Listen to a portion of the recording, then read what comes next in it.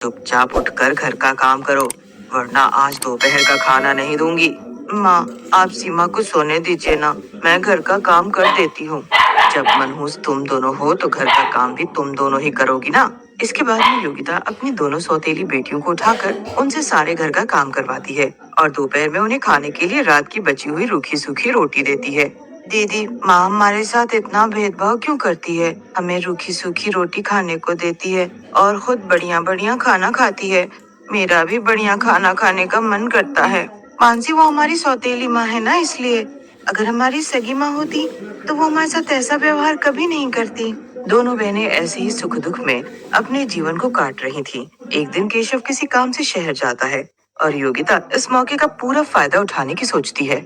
यही मौका है इन दोनों बहनों से हमेशा के लिए छुटकारा पाने का। अगर मैं इन दोनों बहनों को ठंड में मार डालूं तो किसी को कुछ पता भी न चले। अब योगिता दोनों बहनों को घर से निकाल देती है और दोनों बहनें ठंड में गांव में तड़प तड़प कर घूमती हैं। दोनों भूखे प्यासे थी और दोनों बहनें ठिठुर कर अपनी जान दे देती हैं और कुछ ही पलों में चुड़ैल बन जाती हैं। ये हमको क्या हो गया? हम ऐसी क्यों दिखने लगी? मुझे भी कुछ समझ में नहीं आ रहा। सामने से एक बूढ़े काका आ रहे हैं, उनसे पूछते हैं। सामने से गांव का चौकीदार आ रहा था। वो दोनों बहनें उनके पास जाती हैं, लेकिन उन दोनों चुड़ैल बहनों को देखकर चौकीदार डर जाता है और कांपने लगता है। मुझे जाने दो, मुझे छोड़ दो, मेरी जान मत लो। अभी मुझे मेरी बेटी की शादी करनी है। भगवान के लिए मुझे छोड़ दो। अब चौकीदार ये बोलकर भाग जाता है और अपना थैला वहीं पर छोड़ जाता है जिसके अंदर खाना था। दोनों चुड़ैल बहनें उस खाना को खाने लगती हैं। सीमा, ये खाना खाकर तो मजा ही आ गया। मानसी, ऐसा लगा कि बहुत दिनों बाद में ताजा खाना खाने को मिला है। लेकिन वो काका हमें देखकर भागे क्यों?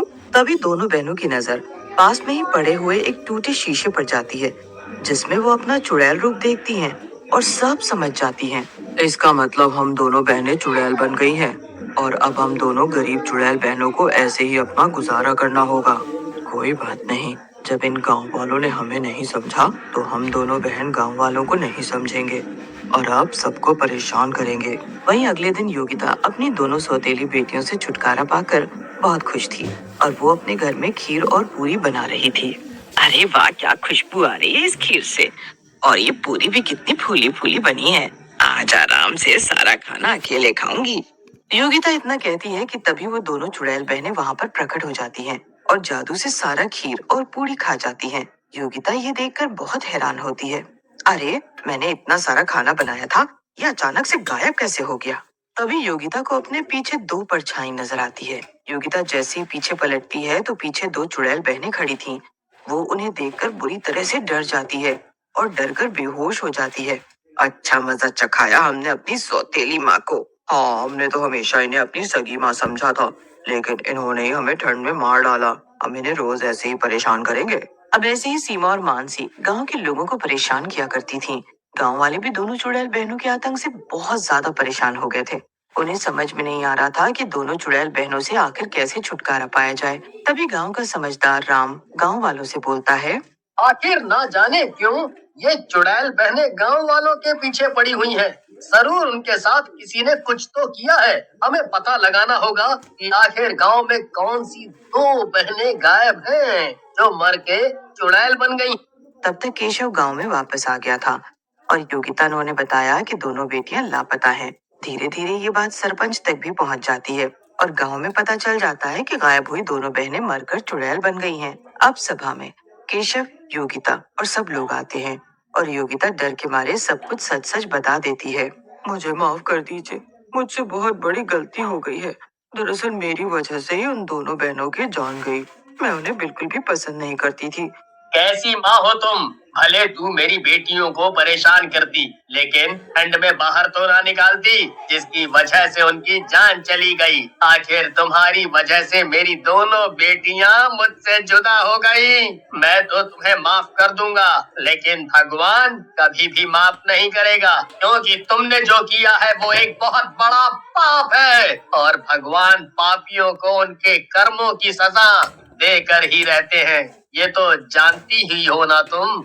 योगिता सभी लोगों के आगे बहुत रोती है और वो औरत पूरी रात ठंड में कांपती रहती है, जिसकी वजह से वो सुबह तक बेहोश हो जाती है। सुबह जब गांव के लोग उस औरत को बेहोश देखते हैं, तो वो बुखार से तप रही थी। गांव वाले उसे बाहर निकालते हैं और औरत कहती है, अरे नास हो उन दोनों चुड़ैलों का, मुझको ठंड में मार दिया। सारी रात मैं ठंड में ठिठुरती रही।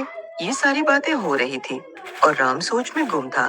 तभी एक औरत ने उसे ऐसी सोच में गुम देखकर कहा, अरे राम भाई, तुम इस तरह किस सोच में गुम हो? कोई बात है तो मुझे बताओ। मैं बस ये जानने की कोशिश कर रहा हूँ कि वो चुड़ैल बहनें किसी को मार नहीं रही, बल्कि बस अपनी जरूरत की चीजों को हासिल कर रही हैं। देखिए, उन्हें ठंड में शॉल चाहिए था और उन्होंने इस औरत का शॉल ले लिया। उन्हें ठंड में भूख लगी थी और उन्होंने खाना चुराया। उनके पास ठंड में सर छुपाने को छत नहीं थी और उन्होंने गांव वालों को घर से निकाल कर उनके घर पर कब्जा किया। उन्हें सिर्फ ठंड में जरूरत में काम आने वाली चीज चाहिए और वो हमारा कुछ भी बुरा नहीं चाहती, क्योंकि उनकी सौतेली माँ को तो सजा मिल चुकी है और वो अपने मायके जा चुकी है। इसके बाद राम और सभी गांव वाले मिलकर उन दोनों की आत्मा की शांति के लिए मंदिर में पूजा करवाते हैं। गांव वाले पैसे लेकर गांव में अनाथ बच्चों के लिए एक आश्रम भी खोलते हैं। इसके बाद अचानक तेज बिजली कड़कती है और दोनों बहनें वहां प्रकट होती हैं। बाबा, आप नाराज मत होइए, इसमें आपकी कोई भी गलती नहीं है। ये सब हमारे भाग्य में लिखा हुआ था। जो हुआ, हमें आपसे कोई शिकायत नहीं है बाबा। और मुझे इस गांव वालों से भी अब कोई शिकायत नहीं है, क्योंकि उन्होंने हम जैसे बच्चों के लिए बहुत कुछ सोचा है। लेकिन बाबा, अगर हम एक और चीज चाहते हैं, तो क्या आप वो हमें दे सकते हैं? हम चाहते हैं कि आप माँ को वापस बुला लीजिए, क्योंकि अब उन्हें अपनी गलतियों का एहसास हो चुका है और ये बात हम महसूस कर सकते हैं बाबा।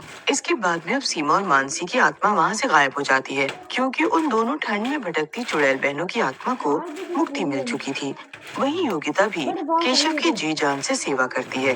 कुछ ही समय बाद योगिता की गोद भर जाती है और उसे भी जुड़वा बेटियां होती हैं।